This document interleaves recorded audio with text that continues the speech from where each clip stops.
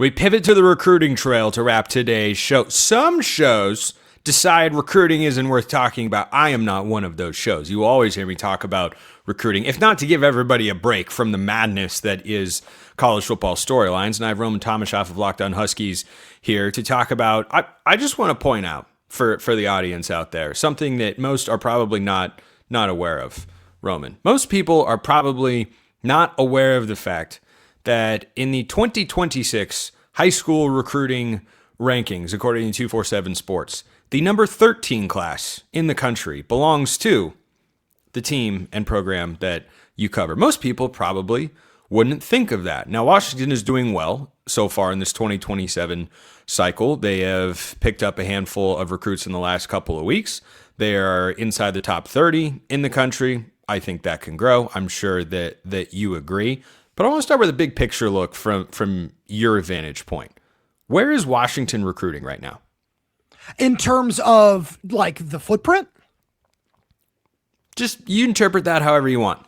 Okay. Just I want to know where your mind goes when you think about that. Because I think they are, as a recruiting school, very underrated. Like flipping Cody Green from Oregon last cycle, who might start for them at left tackle this year, that's a sort of move that should turn more heads than it often does. But, you know, Washington, tucked away in the good old Pacific Northwest, the best place to be in the summer, by the way, is a place that I think easily gets overlooked in these conversations. So, Spencer, the reason I ask you that question is because I think that Washington, because I interpreted that in so many ways. The first one is I think Washington is recruiting at one of the highest levels that it has in a very, very long time. And I think this 2027 class in particular, when you look at the 247 Sports rankings, the composite, does not match up at all with the talent in this class. Where I look at somebody who the Huskies picked up a couple weeks ago in 4-star wide receiver Trey Moore, who they beat out Miami and Ohio State for, one of the best wide receivers in Texas. In my opinion, the best wide receiver in Texas on film. This is somebody who this coaching staff has prioritized for a very, very long time. I look at wins like that, like 4-star quarterback Blake Roscoff out of Arizona, and so many other dudes in this class going out to New Jersey and getting a commitment from 4-star edge rusher Chaz Gray. Washington has done a tremendous job on the recruiting trail in the 2027 cycle and building off, as you said, the best recruiting class in terms of the rankings in program history. So I love what this coaching staff is doing. Jedd Fisch has really done exactly what he said he was going to do when he got here and just gone into overdrive on that front and really just put on a full court press 24/7 on the recruiting trail. And I think we're seeing that pay off. And I think that a lot of these guys in the 2026 class that you're referencing, Spencer, are going to be very big parts of the rotation, whether people outside the Pacific Northwest see that or not. And there are so many dudes in that class that we're talking about come this fall as, oh, that's an impact player. That's an impact player. And then when we get this 2027 class on campus, I think it's going to look the same way, because you go and you look at the composite rankings between 247 rivals, ESPN, whose scouting system is horrendous. And I only use this because it helps fit my narrative here.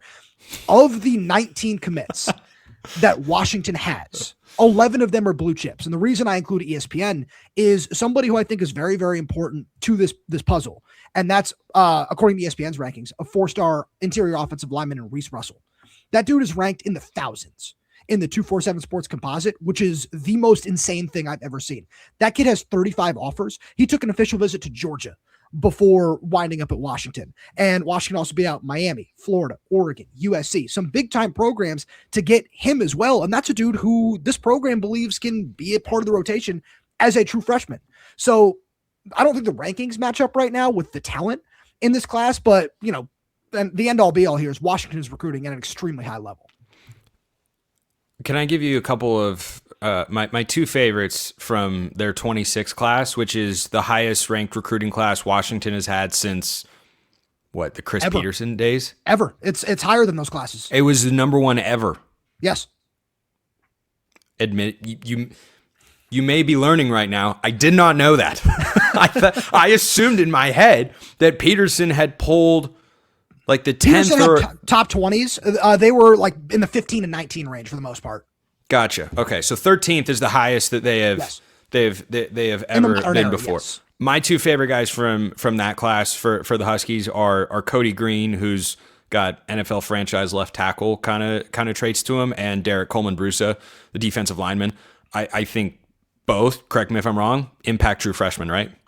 Cody Green is going to start from day one, and Derek Coleman-Brusa took the majority of his reps at defensive tackle with the ones during spring practice. Okay, yeah. So that's what we call Spencer knows ball here on Locked On College Football. But Spencer, I think can I really help you know ball here for 5 seconds? Go ahead. Quick? I'm always trying to know more ball.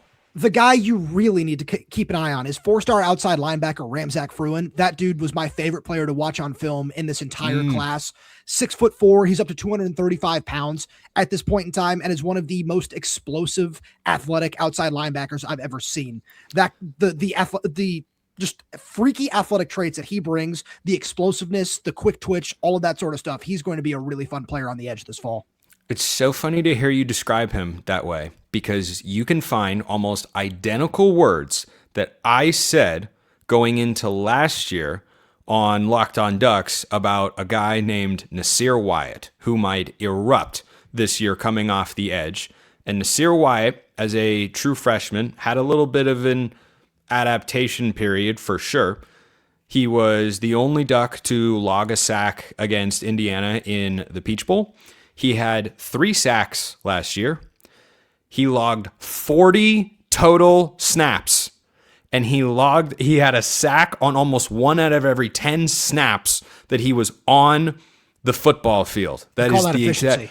I did not know that you were going to make that description, but as you said it, I went, oh my gosh, that's exactly what I said. Nasir Wyatt was my favorite tape. He's an outside linebacker, true freshman, edge rusher, coming off with just insane twitchiness and athleticism and all that sort of stuff. So it's fascinating that you happen to bring that up. But I want to bring us back to Jedd Fisch for a moment, because I think the generalized perception of Jedd Fisch is that, you know, he's all about being a play calling guru, because he's one of the few head coaches that calls plays on offense.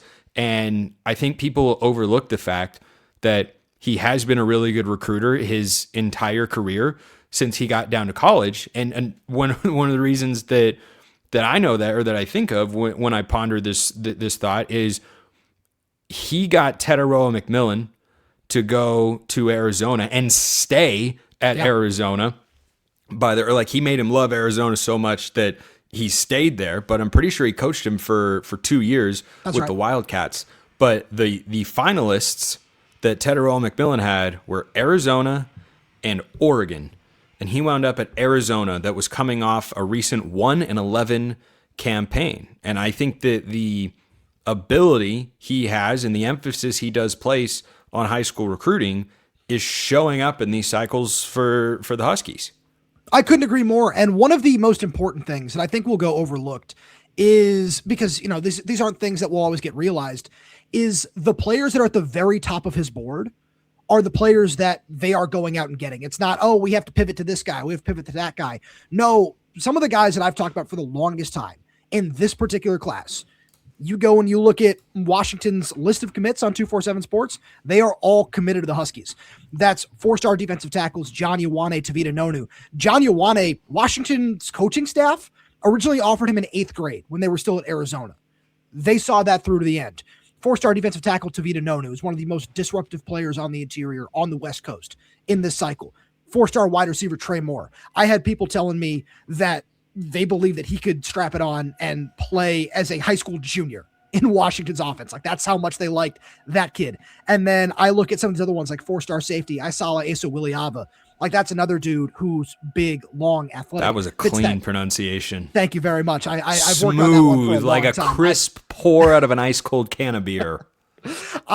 I look at a kid like that and how well he fits the down safety role in Ryan Walters' defense that Alex McLaughlin has played for the last couple of years now. That Dylan Tiedemann played at Purdue. Like, it's so much fun to just see the scheme fits and a lot of the things that this coaching staff is doing and going after and securing their top targets. Dylan Tiedemann, who had an interception in Seattle last year. I don't remember that. Couldn't end the segment. You don't recall? Oh, that's interesting. Couldn't end the segment without a jab there. Roman Tomashoff, Locked On Huskies. That'll do it for today. Appreciate everyone listening. I'll see you next time. And until then, hope you all have a wonderful rest of your day.